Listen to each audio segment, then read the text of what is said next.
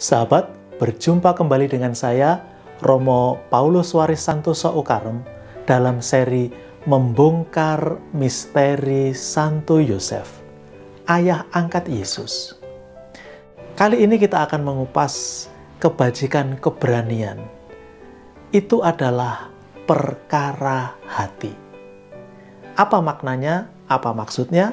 Kita lihat nanti setelah kita terlebih dahulu mendoakan doa malaikat Tuhan. Demi nama Bapa dan Putra dan Roh Kudus. Amin. Maria diberi kabar oleh malaikat Tuhan bahwa ia akan mengandung dari Roh Kudus. Salam Maria, penuh rahmat Tuhan sertamu, terpujilah engkau di antara wanita, dan terpujilah buah tubuhmu Yesus. Santa Maria Bunda Allah, doakanlah kami yang berdosa ini, sekarang dan waktu kami mati. Amin. Aku ini hamba Tuhan, terjadilah padaku menurut perkataanmu. Salam Maria, penuh rahmat Tuhan sertamu, terpujilah engkau di antara wanita, dan terpujilah buah tubuhmu Yesus. Santa Maria Bunda Allah, doakanlah kami yang berdosa ini, sekarang dan waktu kami mati. Amin. Sabda sudah menjadi daging dan tinggal di antara kita. Salam Maria, penuh rahmat Tuhan sertamu, terpujilah engkau di antara wanita, dan terpujilah buah tubuhmu Yesus. Santa Maria Bunda Allah, doakanlah kami yang berdosa ini, sekarang dan waktu kami mati. Amin. Doakanlah kami ya Santa Bunda Allah, supaya kami dapat menikmati janji-janji Kristus. Marilah kita berdoa. Ya Allah, karena kabar malaikat kami mengetahui bahwa Yesus Kristus Putramu menjadi manusia, curahkanlah rahmat-Mu ke dalam hati kami, supaya karena sengsara dan salibnya, kami dibawa kepada kebangkitan yang mulia, sebab Dialah Tuhan dan pengantara kami. Amin. Kebajikan atau keutamaan keberanian itu sama seperti halnya cinta, sama seperti halnya amal kasih, itu lahir dan mengalir dari hati. Dari hati yang disadarkan, yang dibangunkan oleh kenyataan, oleh kebenaran bahwa Allah menjadi manusia, lahir dalam bayi Yesus. Itu sumber segala keberanian. Nah, disinilah kemudian Santo Yosef. Dia pun disadarkan oleh kenyataan ini, disadarkan oleh kebenaran ini, bahwa Allah menjadi manusia. Allah yang tidak bisa dia bayangkan, yang tidak bisa dia lihat, tapi dia sembah, itu sekarang menjelma menjadi manusia, hadir di hadapannya dalam bayi Yesus yang menjadi putra Maria. Sahabat, keberanian Yosef untuk menerima Maria dan membawanya ke rumahnya, meskipun dia tahu sekarang Maria hamil bukan dari dirinya, tapi dia memahami dari cerita malaikat bahwa itu dari Roh Kudus, memberinya pemahaman baru, sebuah kebenaran yang Allah menjadi manusia. Dan kenyataan ini menambahkan kepada dirinya sesuatu tenaga, kekuatan untuk berani menghadapi kenyataan yang baru. Sebelumnya kitab suci mengatakan bahwa Yosef ini orang yang tulus hati. Jadi pada dasarnya dia sudah orang baik.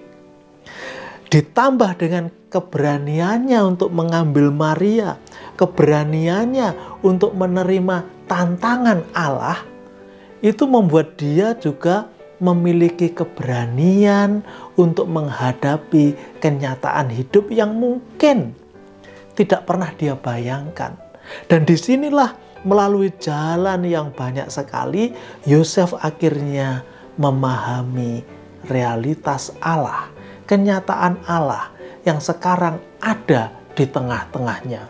Keberanian Yosef untuk mengambil Maria, membawanya pulang, kemudian juga mendampingi Maria yang pada akhirnya melahirkan bayi Yesus, itu memberi kekuatan. Terlebih ketika dia melihat Yesus mengasuhnya, bayi yang lemah ini memberi Yosef kekuatan yang tak terkira. Kelemah lembutan Yesus memberi kekuatan bagi Yosef. Sesuatu hal yang sepertinya bertolak belakang. Bagaimana mungkin yang lemah lembut ini memberi kekuatan?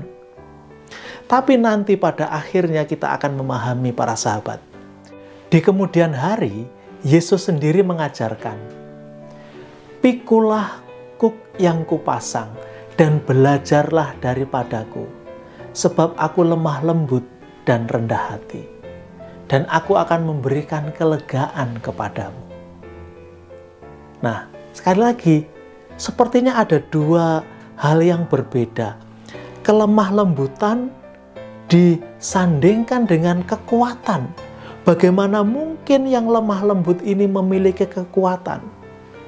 Inilah misteri yang hendak kita raih, hendak kita lihat, hendak kita alami, dan hendak kita pelajari dari Santo Yosef. Bagaimana dia boleh dikatakan menjadi murid pertama Yesus, yang belajar artinya kelemah lembutan untuk memperoleh kekuatan, untuk memperoleh keberanian. Sahabat, disinilah kita akan belajar dari Yesus, belajar kekuatan yang hakiki, keberanian yang sejati. Bukan dengan berlatih fitness setiap hari, bukan dengan mengolah raga kita, olah kanuragan, atau hal-hal yang lain. Tapi Yesus menunjukkan kekuatan yang mendasar dari keberanian seseorang itu terletak kepada kelembutan hati. Di dalam kelembutan hati inilah terdapat kekuatan dan keberanian yang sejati. Bagaimana mungkin? Mari kita lihat. Keberanian yang ada di sini, ini bukan keberanian untuk membalas. Gigi ganti gigi, hidung ganti hidung, luka ganti luka. Keberanian di sini bukanlah keberanian untuk membalas dendam, untuk menghancurkan, untuk merusak. Bukan.